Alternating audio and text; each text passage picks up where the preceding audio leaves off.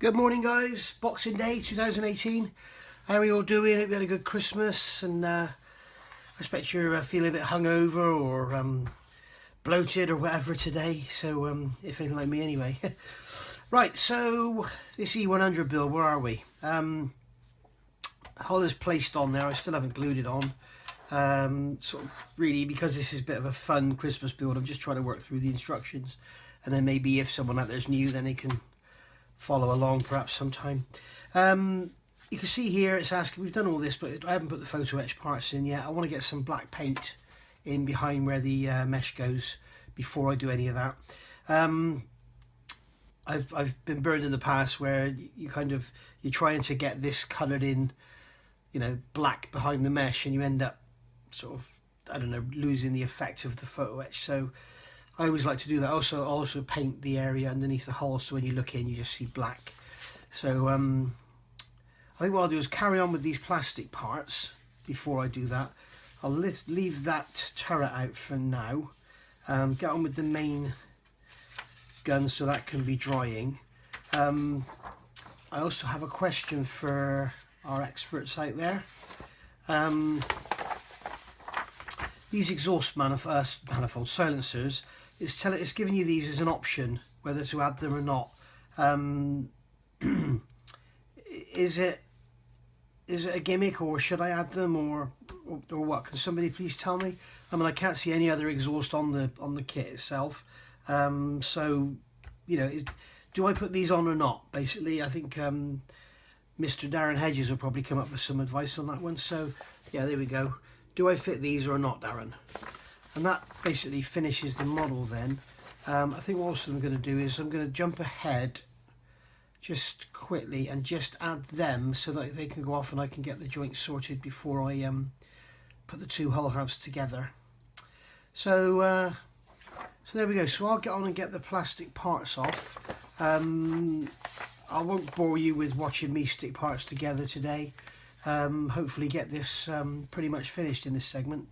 So see you in a second. Right, so built up the gun now. That's like on a sort of spline system that keeps the gun vertical, which is nice. I've also drilled out all the holes in the muzzle here.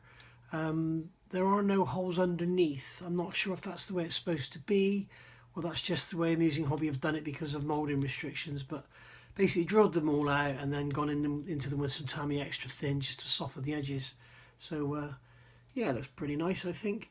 Quite a bit of sprue cleanup on this and seams as well, but all in all it's come out okay. I'm happy with it.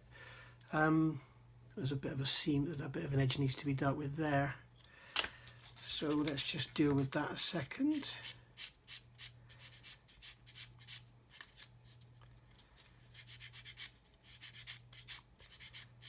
Wow, he's a tough one. He doesn't want to come off, that one.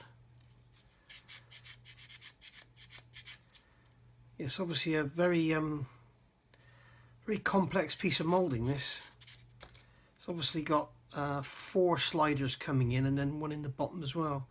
So yeah, very complex piece of moulding that. So that's that. Got rid of the seam on the barrel, which was a doddle. Get that primed and see if these sprue gates need to be Mr. Surfaced or anything, or Mr. Surfacered, should I say. So yeah, I think that'll definitely need a coat of primer to see you know, if the seam is good and everything. So, and also that's another question, is these holes, like I said just now, do these holes go all the way around, or is that correct how they've done it?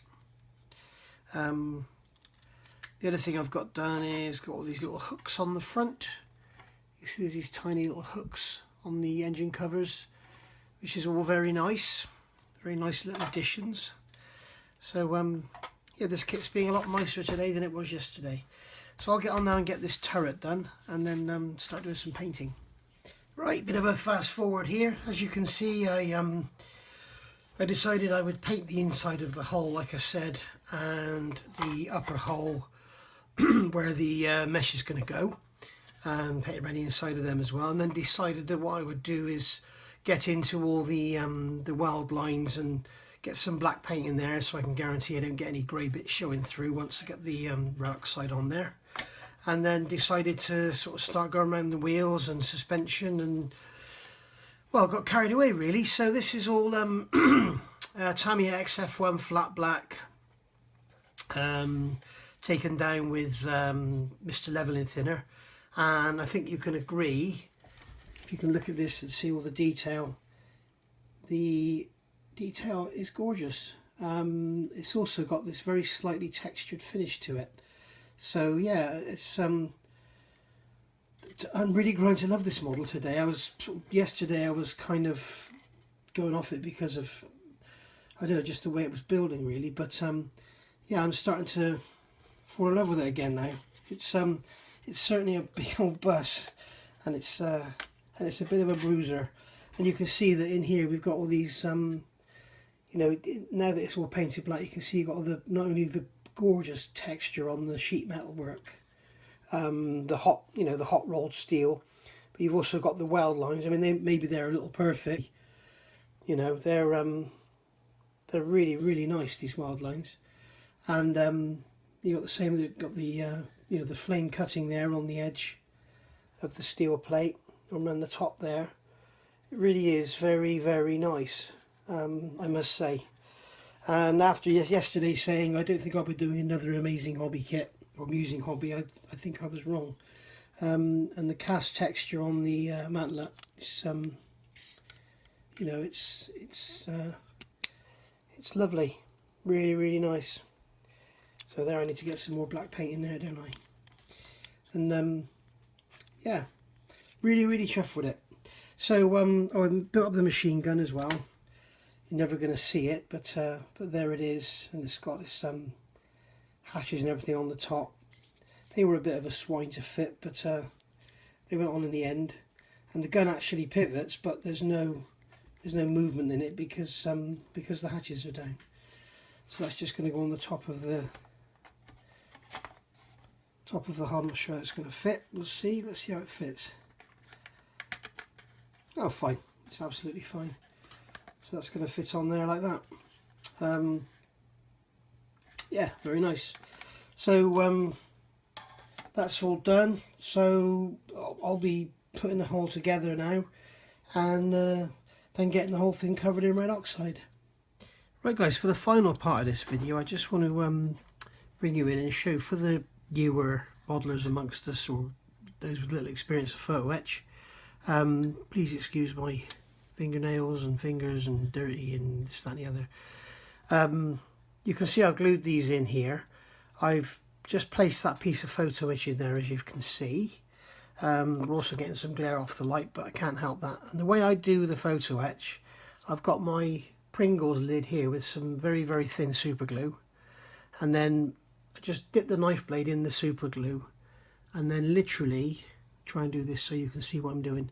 If you just touch the knife blade onto the edge of the part, what will happen is the glue will come off, and if you use a cotton bud, then you can remove the excess glue and also sort of burnish the part down. So here we go, I've got some glue on the knife now. Just touch the edge like that, and you can see it takes it off. I don't know if you can see that, but the capillary action pulls the super glue under the brass.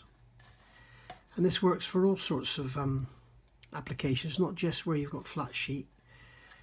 So you just do it again in here, in the gap, in the seam if you like.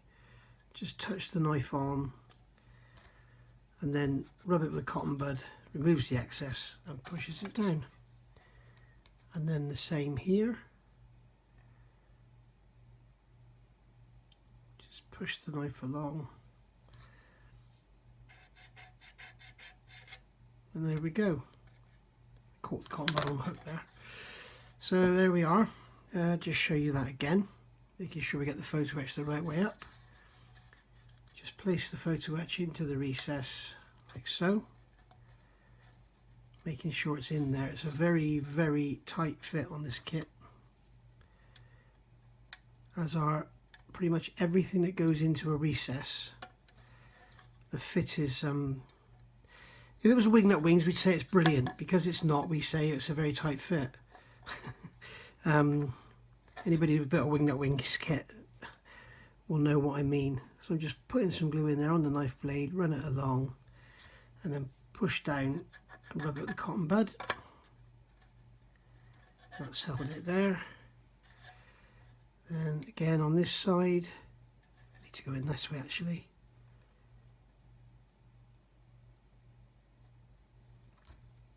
Rub it with the cotton bud.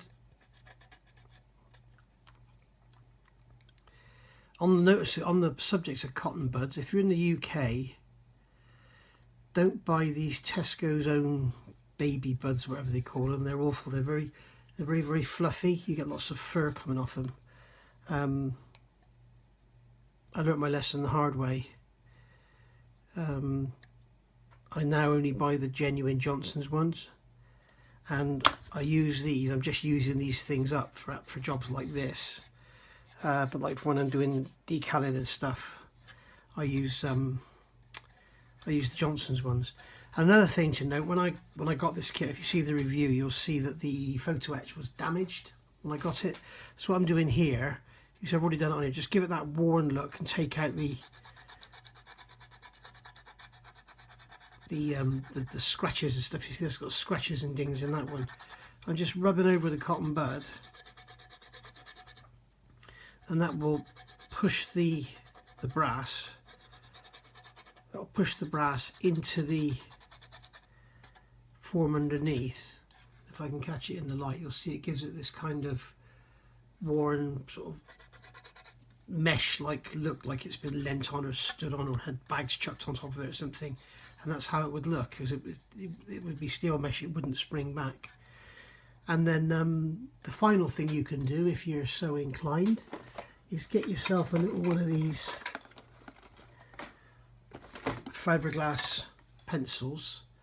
You can get these from RS online, and yeah, just do this, and then I can just go around the edge like so and just remove any excess super glue. I think these are made for cleaning up circuit boards, but they work very well for cleaning up Photo-etch. If you think there's some super glue there, you can just rub away at it like so, and it will take off. It's a tough bit there.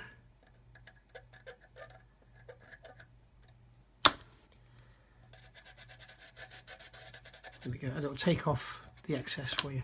So there we go. We'll call that a wrap for this part 5, and then when I come back we'll have it all finished and ready for paint. So thanks for watching this, and keep your eyes open for part 6, which should be out later today, if not tomorrow. I'll probably be priming in that today and then get some paint on tomorrow. So yeah, keep your eyes open, and it will be here very, very soon.